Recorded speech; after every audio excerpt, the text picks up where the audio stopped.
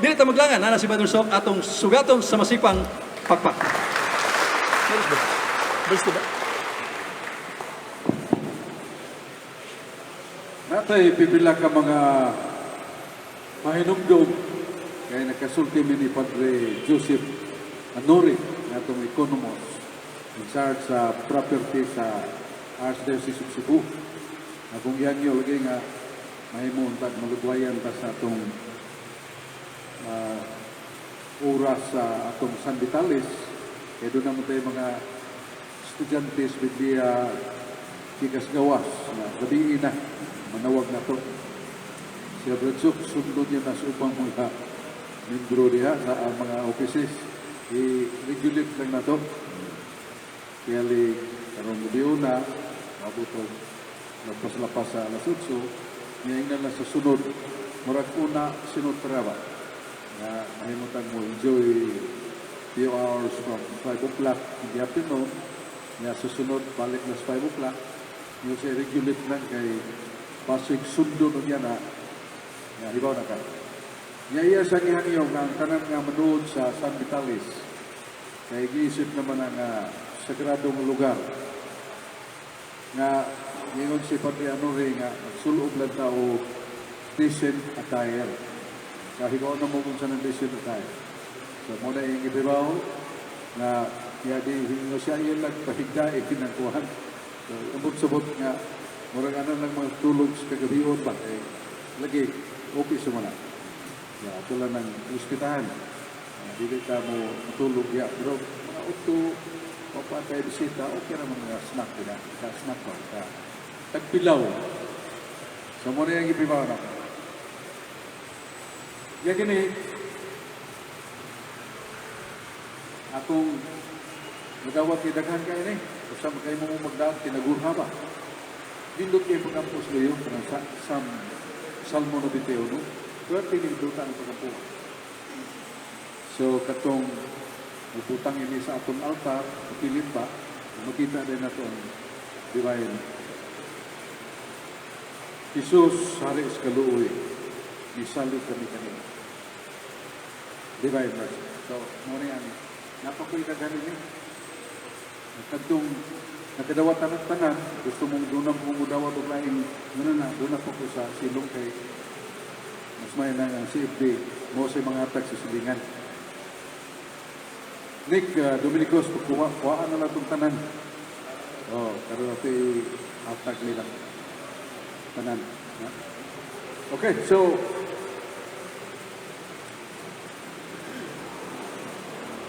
ang atong mga kaigsunan di ay sa mga born again, mga protestante.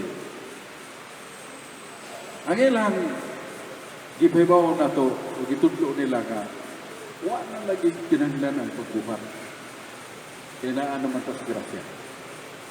Sa Roma 6:14, you are no longer enslaved to sin because you are no longer under the law but under the grace of Christ. Dili na ka mo ulipon sa sala. Kaya dili na mo ubos sa malaod, ubos na mo sa grasya. Roma 6:14. So, ubos na sa grasya. Efeso 2:8, naluwas ka mo pinaagi sa grasya. Sa inyong pagtuo, dili sa buhay. So, naluwas na pinagi sa grasya, no sa itong pagtuo, dili pinagi sa buhay.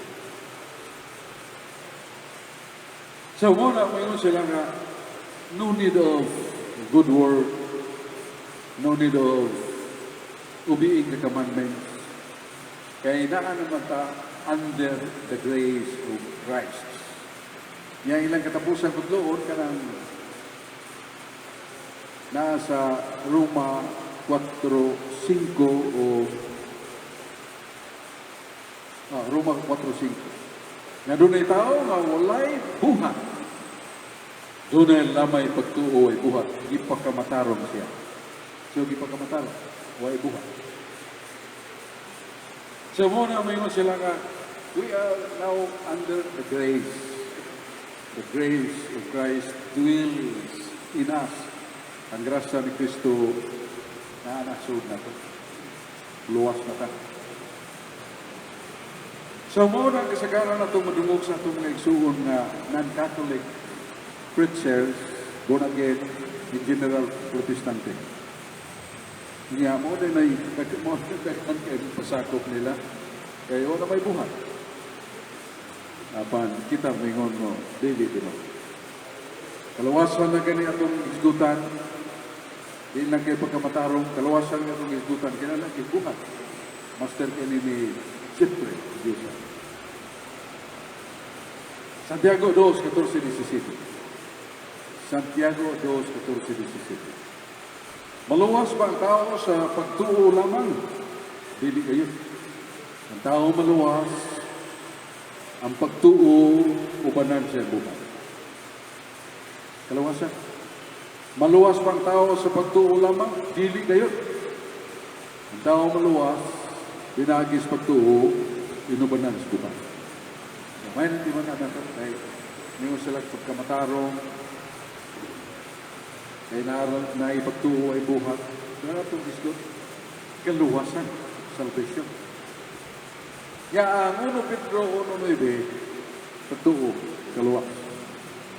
Ningon nga, ang katapusan sa inyong pagtuo, kaluwasan sa kalag. Ang katapusan sa inyong pagtuo, kaluwasan sa kalag. Pero dama sa kaluwasan nga, buhat yun. Ezekiel 18:27. Maluwas ba ang makasasala? Oo, maluwas ang makasasala. Una, iyang habuaon, biyaan niya ang tanansan. Kedua, tumano niya ang mga sugo. Kana po ilang kritan, tumano ng mga sugo kung magbuhat na tayo. Naisumpay, siya nakaluwas siya talaga. So, katong 1 Pedro 1:9 ang pagtuo magaluwas ka lang, kinalang ko lagi pares. Kaya pagtuo lang, mamapil pagkaluwas sa yawa. Kaya sa Santiago 2:19, yawa nagtuog Diyos, kurong pagani. Ang yawa nagtuog Diyos, kurong pagani kita, natay pagtuo, pero din tapuguro. So, ang kaluwasan na kinangnan yun ang pandimbasog. Dili kay tuo lang ta, luwas na ta. Judas Tadio 1:6. Judas Tadio Kapitulo 1, versikulo 5. Dahil pundok, yan ang taong giluwas Ginoo. Pero iyang gilaglag, kaya wag man mo padayo. So, pagtuo, ubanan po Diyos mo padayo. Kaya ang Kristo, katong nagatuo ka nako, magabuhat usab sa akong gibuhat. Katong nagatuo ka nako, magabuhat usab sa gibuhat. San Juan 14:12. San Juan 14:12. Sisus susunti. Katong nagatuo ka nako, kinahanglan magabuhat sama sa akong gibuhat. Sa 38 San Juan, niyan ko dili pagtuman sa akong kabubuton. Niyan ko pagtuman sa gisugo sa akong Ama. Niya San Pablo kadwa kung masuk. Filipos 2:12. Panlimbasugi giyon ang inyong kaluwasan. Uban ang kahadlok ug pagkuro. Work out your salvation with fear and trembling. Work out, work. Buhatan yung kaluwasan, uban ang kahadlok ug pagkuro. Kapusan ang 2 Timoteo 4.